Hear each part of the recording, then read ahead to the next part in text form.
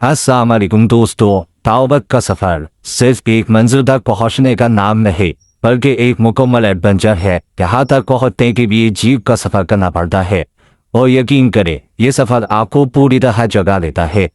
कभी जीप एकदम चुप्पी महसूस होती है, कभी उछाल ऐसा लगता है कि अभी छत से टकरा जाएंगे। हर मोड़ पर दिल कहता है कि बस अब आ गया होगा, लेकिन अगला मोड़ एक और हैरत अंगेज मंजर सामने लेकर आ जाता है। रास्ता जितना दुश्वार है नहीं खूबसूरत भी। एक तरफ बुलंद तो पहाड़ और दूसरी तरफ गहरी वादियाँ और बीच में हमारी जीप जो पूरी बहादुरी के साथ आगे बढ़ रही होती है। कई बार तो ऐसा लगता है कि हम सैर के लिए नहीं बल्कि मुश्किल मंजिल दाएं लेने के लिए है।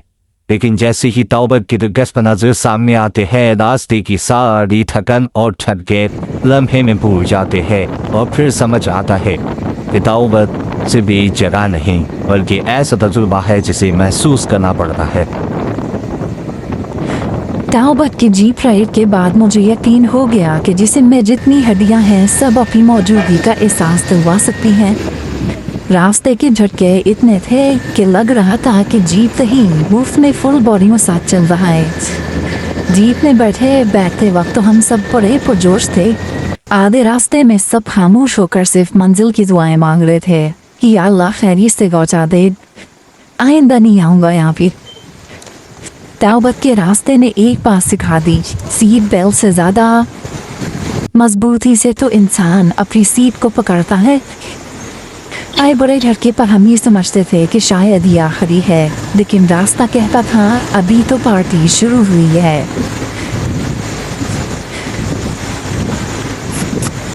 रास्ते में ऐसे ऐसे दिलकश मनाजिर थे कि बार बार रुक जाता था कि गाड़ी रुकें।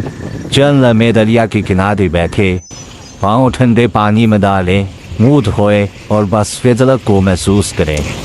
लेकिन अगर हर खूबसूरत मंजर पर रुक जाते तो शायद आज भी रास्ते में ही होते और ताओबत अभी तक हमारा इंतजार कर रहा होता। जिंदगी का हाल भी बहुत अजीब है। बस नौकरी और घर के दरमियान ऐसा चक्कर चल रहा होता है जैसे हम किसी अनोखे राउंड अबाउट में फंस गए हो। सुबह आँख खुलते ही जल्दी जल्दी तैयार होकर नौकरी और फिर सारा दिन वही काम वही टेंशन और शाम को वापस घर। और घर आकर बस इतनी हिम्मत होती है कि बैठकर सोचें कि कल भी यही होना है क्या। कभी कभी तो लगता है कि हम इंसान नहीं बल्कि वाईफाई सिग्नल है। ऑफिस में स्ट्रॉन्ग, घर पहुंचकर स्लो और आखिर में लो बैटरी मोड। लेकिन सच है कि इस पूरे रूटीन में थोड़ा सा वक्त अपने लिए निकालना बहुत ज़रूरी है।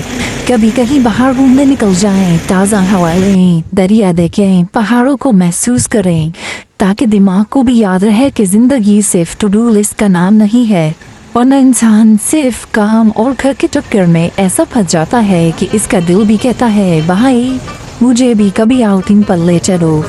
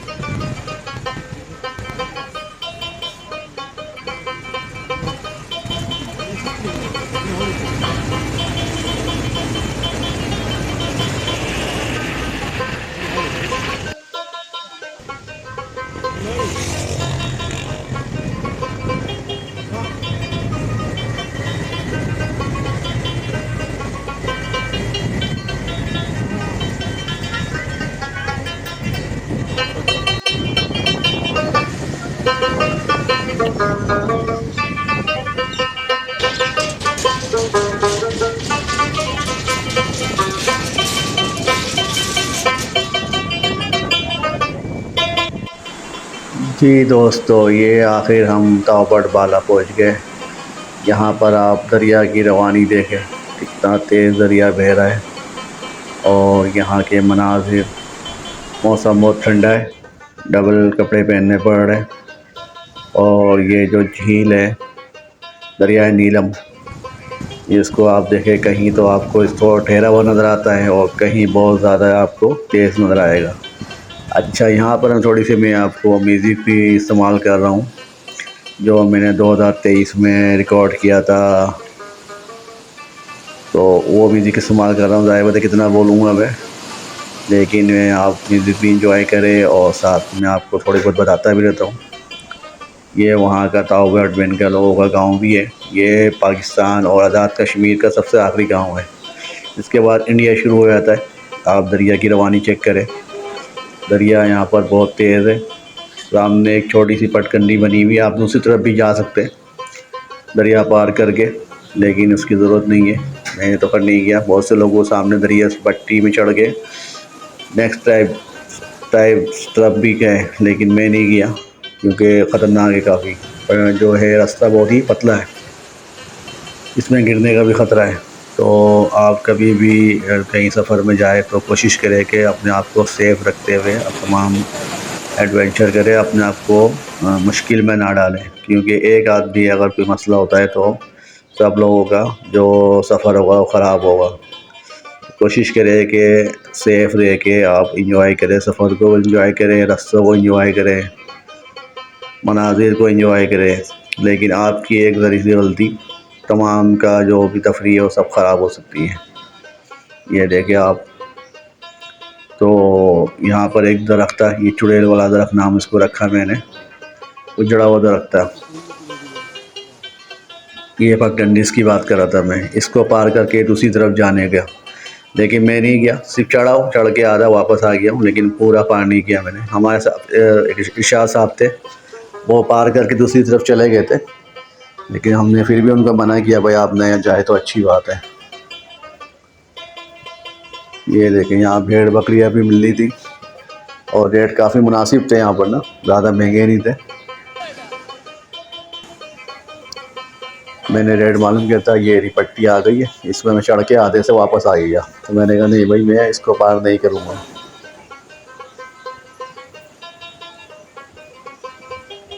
ये देखे सामने पहाड़ देखे, मनाजिर देखे आप, बहुत ज़बरदस्त जगह है, एंजॉय करेंगे आप लोग भी। बस जीप का सफ़र जो है 3 घंटा आने का और 3 घंटा जाने का, ये आप अगर कर सकते हैं तो आप ताऊबट बाला ज़रूर आए। ये देखे रास्ता देख रहे हैं आप कितना ख़तरनाक है, और ये आप जब जीप के किनारे बैठ के आप इस तरह की वीडियो बना रहे होते हैं तो बड़ी हिम्मत की बात होती है। तो उसमें ज़्यादातर तो वीडियो मैंने नहीं बनाई है, मैंने अपनी वाइफ को दे दिया था। मैंने कहा भाई तुम बनाओ भाई।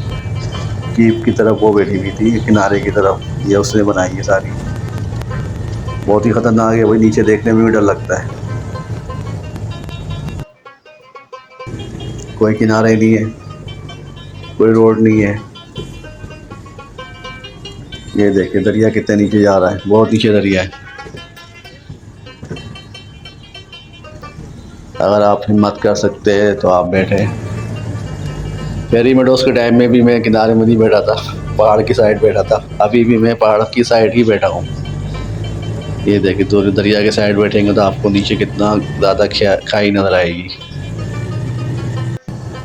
इसी तरह जब अरंकेल हम जाएंगे तो उसमें भी कम से कम काफ़ी ऊंचाई पे हम डोली में बैठ के हमने इसको सफ़र किया है। उसमें हमें वहाँ पर बारिश भी मिली है और ओले भी मिले थे, और इससे भी ऊंची पहाड़ पे वो डोली लगी हुई है। ये देखें आप कितना ऊंचाई से जीप जा रही है। और एक दफ़ा तो ऐसे भी आया कि वो रास्ते ख़त्म हो गए, पानी से हमने सफ़र किया। ये अब जो जीप जा रही है ये सिर्फ पानी में से जा रही है, जो भी सड़क टूटी फूटी सड़क थी वो भी ख़त्म हो गई है। अब सिर्फ क्या है, अंदाजे से जा रहा है पानी से।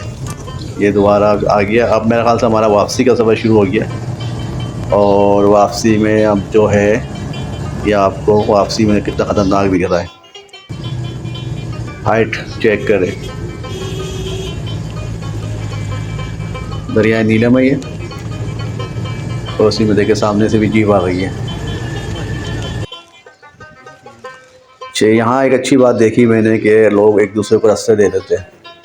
अगर सामने से कोई जीप आ जाए तो जिसका पहले हक होता है रास्ते का वो दे देते हैं, कोई लड़ाई झगड़ा नहीं होता है, आराम से आपको दे देते हैं। ये ताऊबट में आ गए, ताऊबट वाला से ताऊबट आ गए। हमारा होटल था ऊपर, तो वहाँ की अब जो सड़कें हैं वहाँ पर मैं घूम रहा हूँ।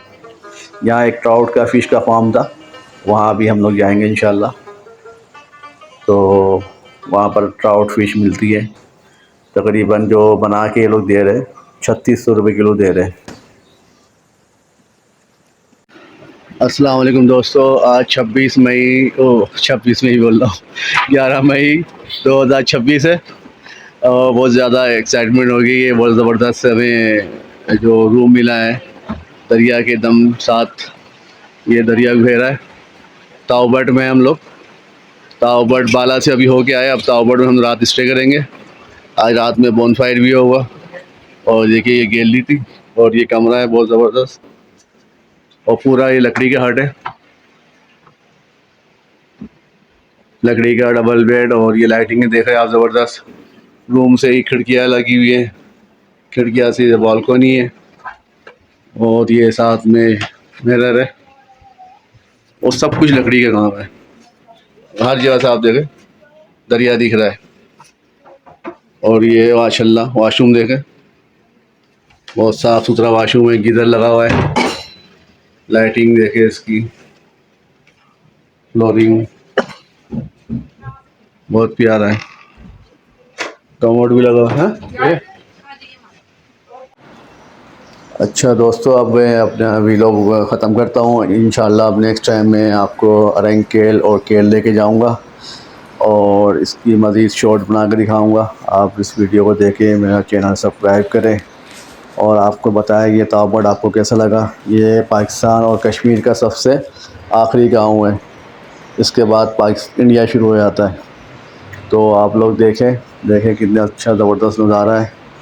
और जो भी हो फीडबैक मुझे दें इंशाल्लाह, और आपको अलग के ले चलता हूँ। अल्लाह हाफ़िज़।